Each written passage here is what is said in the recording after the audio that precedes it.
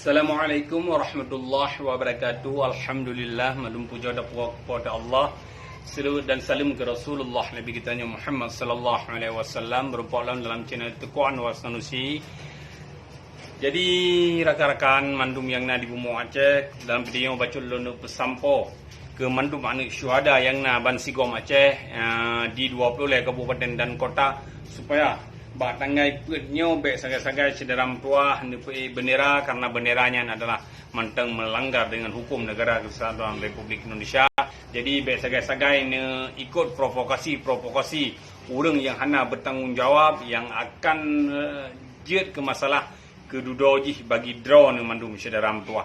Jadi persi akan ne pegat, persi yang lo anjurkan ne pegat batangai per Desembernya, supaya ron nem doa ke mandum para syuhada, nem doa ke mandum para peninggi-peninggi, nem doa ke mandum urung-urung yang ka kurban dalam perjuangan Aceh, supaya drone nyan mandum begipi tempat oleh Allah dalam subhanahu wa taala dalam tempat yang jero. Jadi be sagai drone mandum nedengar provokasi yang dipegat oleh urung-urung yang hana bertanggung jawab melalui video, iaitu lagi le takalan provokasi yang terbit le Tengku Nasir Osman di DK yang entre akan terjadi hal-hal yang hanagat sini di Bumi Aceh, dan persyid yang patut dipegat le drone kemandum anak-anak syuhada dan kemandum urung-urung korban konflik batangai penyo, iaitu berdoa ba Allah supaya Acehnya berubah, supaya Acehnya berlahir seorang pemimpin yang jerok, supaya Acehnya berlahir seorang pemimpin yang dipeduli ke korban perang, yang dipeduli ke drone anak-anak syuhada. Jadi saudara tua yang lung muliakan, mandum anak syuhada Aceh, supaya jetlah nejak sekolah berpanjang-panjang atau nejak berpanjang-panjang untuk jet nak ubah keadaan.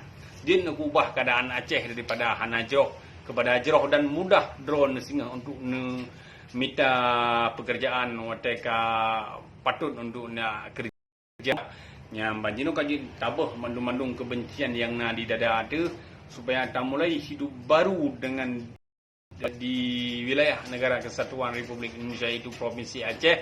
Jadi baik panjang lah, karena yang perlu untuk pegah nyan sagai khusus jih ke mandum anak syuhada yang na di Bumi Aceh, baik sagai drone terprovokasi batangai putnyo yang menyebabkan bermasalah dudo bagi drone yang ban sederam tua.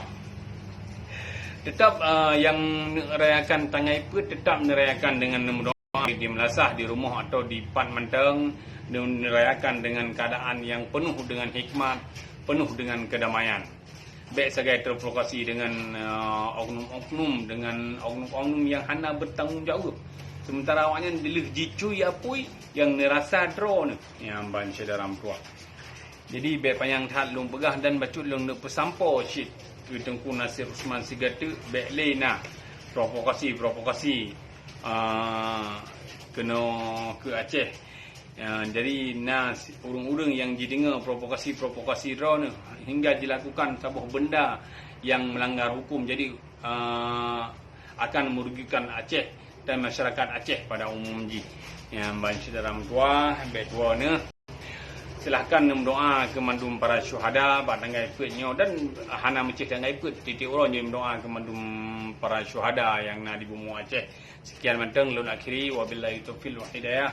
Wassalamualaikum warahmatullahi wabarakatuh. Betul like, subscribe, nyadro setuju dengan pendapat lun. Nyaman.